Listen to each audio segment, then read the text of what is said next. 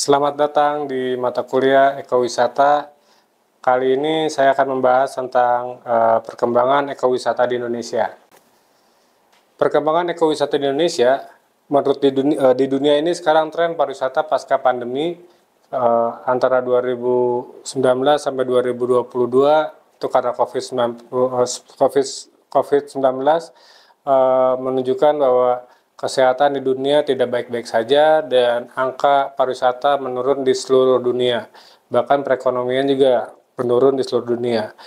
Dan setelah tren pariwisata pasca pandemi ini menunjukkan peningkatan minat terhadap wisata alam dan ekowisata itu meninggi.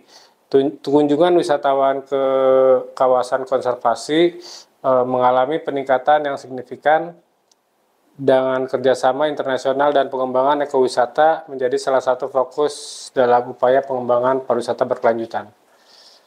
Ekowisata di Indonesia ini sebagai negara kepulauan yang memiliki mega biodiversity nomor 17 di dunia. Ekowisata terkait dengan konsep pelestarian hutan dan penduduk lokal. Ekowisata merupakan suatu perpaduan dari berbagai minat yang tumbuh dari keprihatinan terhadap lingkungan, ekonomi, dan sosial. Ekowisata merupakan suatu bentuk wisata yang sangat erat dengan prinsip konservasi. Pertumbuhan ekowisata sebesar 20-34% per tahun. Tahun 2010, ekowisata bisa tumbuh 3 kali lebih cepat dibandingkan industri pariwisata lainnya, dan saya memprediksikan akan lebih tumbuh cepat hingga 2 dekade mendatang. Sebelum masuk ke aspek strategi pengembangan destinasi pariwisata, saya punya data untuk ekowisata di Indonesia sebenarnya masih kalah dengan Malaysia. Malaysia itu sudah mampu mencapai 3 miliar dolar untuk jumlah ekonomi untuk bidang ekowisatanya, sedangkan di Indonesia hanya dapat 1 miliar dolar. Jadi itu PR kita bersama agar bisa minimal mendekati nilai yang didapatkan dari negara Malaysia. Sekarang kita masuk ke 6 aspek strategi pengembangan destinasi pariwisata. 1. Ada perwilayahan wisata. Di sini saya ambil materi ini dari Kemenparekraf. Ada 50 destinasi pariwisata nasional, ada 88 kawasan strategi pariwisata nasional, ada 222 kawasan pengembangan pariwisata nasional. Lalu ada atraksi. Atraksi itu ada 3, daya tarik wisata alam, daya tarik wisata budaya, daya tarik wisata buatan manusia. Yang ketiga adalah aksesibilitas, ada prasarana, transportasi, sarana transportasi, dan sistem transportasi. Lalu ada amenitas, ada prasarana umum, fasilitas pariwisata, dan fasilitas umum. Ada masyarakat, peningkatan kapasitas sumber daya masyarakat, peningkatan kesadaran dan peran masyarakat. Lalu ada investasi, ada insentif investasi, kemudahan investasi, dan promosi investasi. Di sini saya akan berikan contoh untuk saya ambil dari jurnal dengan judul Optimasi Pemanfaatan Wisata Bahari bagi Pengelolaan Pulau-Pulau Kecil berbasis Mitigasi di Kawasan Gili Indah, Lombok. Latar belakangnya, degradasi ekosistem tidak terkendali. Untuk evaluasi bentuk kegiatan dan mengoptimalisasi pengelolaan wisata bahari. Metodenya menggunakan metode survei dan data instansi pemerintah.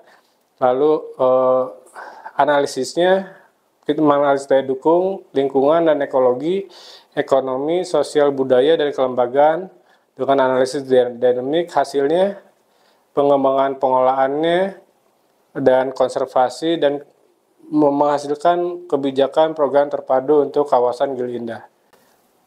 Lalu ada Pulau Hari. Pulau Hari ini ada di Provinsi Sulawesi Tenggara. Berpotensi cukup besar menurut saya karena pengembangan ekowisata bahari ini mencapai luasan yang cukup besar, 114.876 km persegi, panjang pantai 1.740 km, dan terdapat 142 pulau-pulau kecil, salah satunya Pulau Hari, dan memiliki objek wisata dengan konsep ekowisata. Lalu bagaimana daya dukung perairan sebagai objek wisata ekowisata bahari di Pulau Hari? Latar belakangnya dampak negatif terhadap kelestarian sumber daya alam. Lalu untuk mengetahui jumlah maksimum wisatawan yang secara lestari dapat ditolerir di perairan Pulau Hari, metode penelitiannya menentukan stasiun penelitian, kualitatif observasi lapangan dengan citra satelit, pengambilan data di 7 titik, survei mantatau, hitung daya dukung lingkungannya. Hasilnya, kondisi biofisik cukup sesuai, life form cukup tinggi, daya dukung perairan cukup besar dalam menerima jumlah wisatawan. Kita bisa lihat ada di samping saya, ada potensi ekologis pengunjung dan luas area kegiatan. Di bawah saya ada peta kesesuaian wisata bahari perairan Pulau Hari di Sulawesi Tenggara. Di atas saya ini ada parameter yang bisa diambil untuk meneliti kesesuaian wisata. Misalnya, ada jenis kegiatannya, ada kegiatan selam, ada snorkeling, wisata lamun, wisata mangrove, rekreasi, pantai, dan wisata olahraga air. Contohnya di wisata mangrove. Satu pengunjung dengan unit area 50 meter, dihitung panjang trek setiap satu orang sepanjang 50 meter. Jadi untuk menghitung daya dukung kawasan, daya dukung lingkungan, itu kita harus tahu luasan dari kawasan mangrove itu sendiri, lalu dihitung panjang trek atau luas aktivitas untuk wisata bahari wisata mangrove, lalu dikali setiap orang 50 meter, sehingga sama dengannya, atau kita mencarinya berapa jumlah wisatawan yang dapat ditampung secara optimum di kawasan tersebut. Di bawahnya ada waktu yang dibutuhkan. Waktu yang dibutuhkan ini kita dapat dari pengelola. Kita ambil misalnya wisata mangrove. Berapa sih waktu dalam satu hari pengelola buka? 8 jam. Dan berapa waktu rata-rata yang dihabiskan oleh wisatawan di wisata mangrove? Itu 2 jam. Itu rumus ini bisa bisa dihitung dengan referensi dari Pak Yulianda tahun 2019.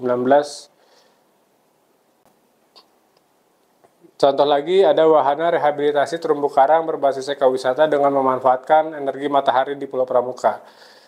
Tujuan dari riset ini menganalisa potensi ekowisata yang dapat dikembangkan, menganalisis potensi sumber daya energi alternatif yang dapat digunakan sebagai sarana penunjang rehabilitasi terumbu karang, lalu menganalisis wahana yang sesuai dengan kebutuhan masyarakat pulau dan wisatawan. Masalahnya ada sarana dan prasarana di Pulau Pramuka yang belum memadai untuk kegiatan ekowisata, wahana wisata terumbu karang yang belum dapat mengakomodasi kebutuhan wisatawan, potensi energi belum dimanfaatkan secara maksimal. Lalu hasilnya dan pembahasannya sosialisasi ke masyarakat dan pengelola, produk ekowisatanya bisa diciptakan, rehabilitasi terumbu karangnya bisa menggunakan metode biorok. Ini contoh saja ilustrasi biorok. Jadi menggunakan aliran listrik itu masuk ke dalam air, lalu listrik ini mengantarkan ke media transplantasi terumbu karang, sehingga transplantasi terumbu karang itu punya aliran listrik yang kita sudah colok ke power supply, sehingga bisa meningkatkan pertumbuhan terumbu karang di media biorok tersebut. Konsep produknya, produk ekowisata, diving spot, glass bottom view, itu seperti kapal, kita bisa melihat kaca di bawah laut, di bawah kapal, sehingga bisa melihat terumbu karang dan ikan-ikan hiasnya lainnya.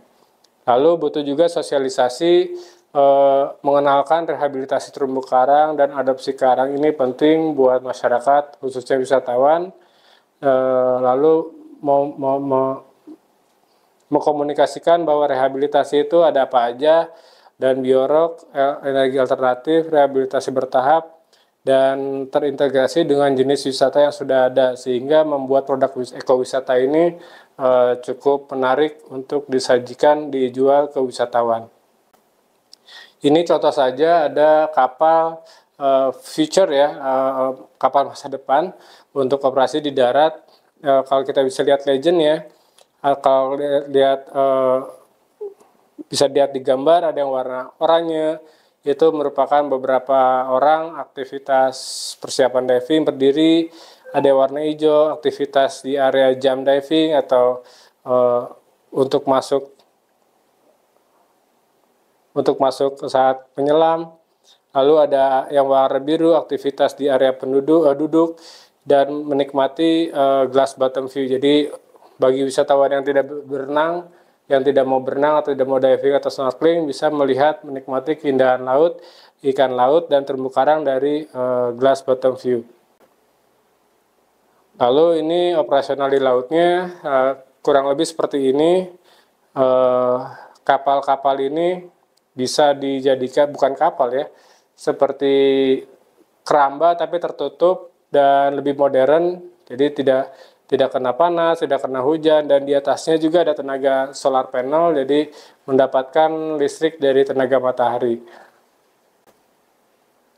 Nah, di sini saya akan menyampaikan ada peringkat global kekayaan sumber daya alam di Indonesia. Luas mangrove di Indonesia ternyata nomor 1 di dunia. Jadi untuk pengolahan ekosistem mangrove itu harusnya tidak main-main, dan kita warga Indonesia harusnya bangga punya negara kepulauan yang memiliki luas mangrove yang besar. Karena selain dia menjadi nursery ground, feeding ground, luasan mangrove juga menyimpan banyak karbon, dan saat ini perdagangan karbon ini sedang mungkin 1 dekade ke depan bakal bisa banyak kita menciptakan atau menjual karbon-karbon yang bisa kita jual dari luasan mangrove yang kita kelola. Ada luasan terumbu karang itu peringkat kedua di dunia, peringkat 1-nya Australia. Biodiversitas hayati laut nomor 1, potensi sumber daya ikan maksimum sustainable yield-nya, ikan lautnya nomor 1. Lalu ada luas hutan tropisnya nomor 3 di dunia. Biodiversitas pohonnya nomor 3 juga. Lalu ada sumber daya cadangan batu alam, batu bara, gas alam, minyak bumi, cadangan nikel, cadangan timah, dan cadangan emas. Terima kasih. Yang itu saja yang bisa saya sampaikan. Assalamualaikum warahmatullahi wabarakatuh.